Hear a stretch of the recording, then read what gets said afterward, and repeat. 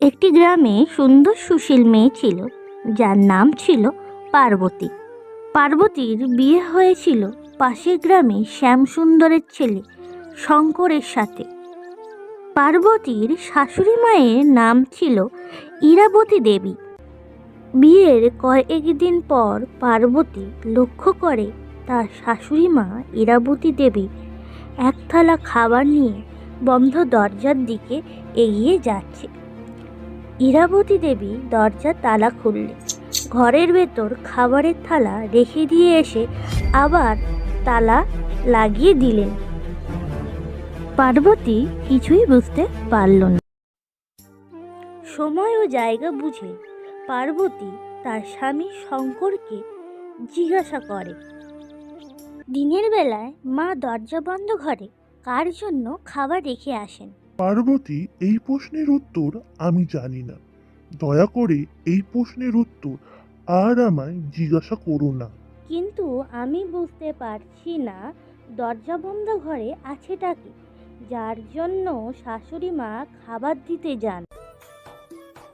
পরের দিন সকালবেলায় শাশুড়ি মা খাবার ভর্তি থালা দরজা বন্ধ ঘরে রেখে এলো এবং ঘরের দরজা বন্ধ করে দিল।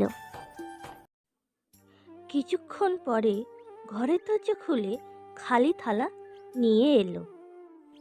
এই রকম ভাবে সকাল, বিকেল, রাত্রি 3 সময় চলতে থাকে।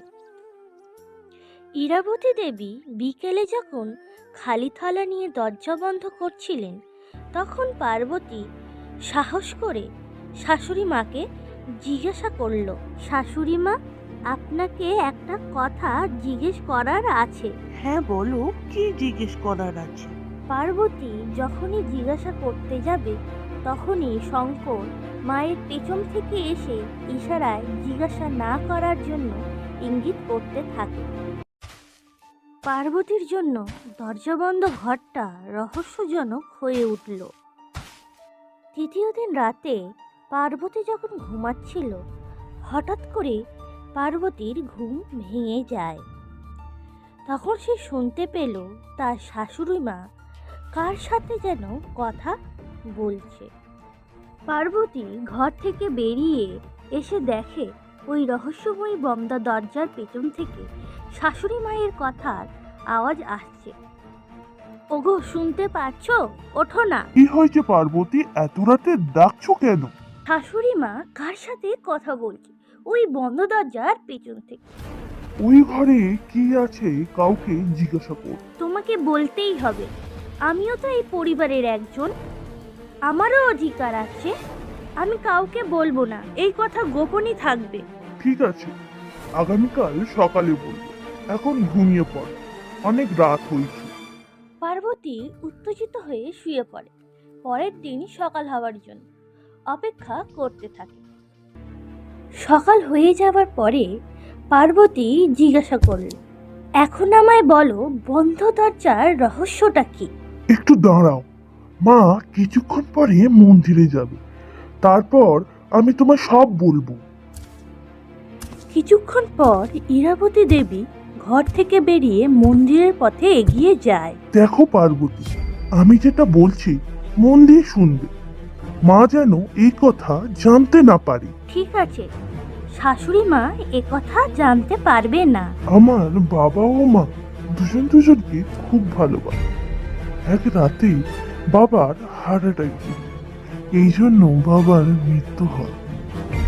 বাবার মৃত্যুর শোক নিতে না পেরে মা অসুস্থ হয়ে যায়। চিকিৎসার জন্য মাকে অনেকদিন হসপিটালে ভর্তি করতে হয়েছিল। তো তারপর কি হলো? মা হসপিটাল থেকে বাড়ি ফেরার পর অদ্ভুত ধরনের আচরণ করতে থাকে। এই ঘরের মধ্যে খাবার ভর্তি থালা রেখে বলতে থাকে, গরম গরম খাবার খেয়ে না, আমি বাকি কাজ করেই নিই।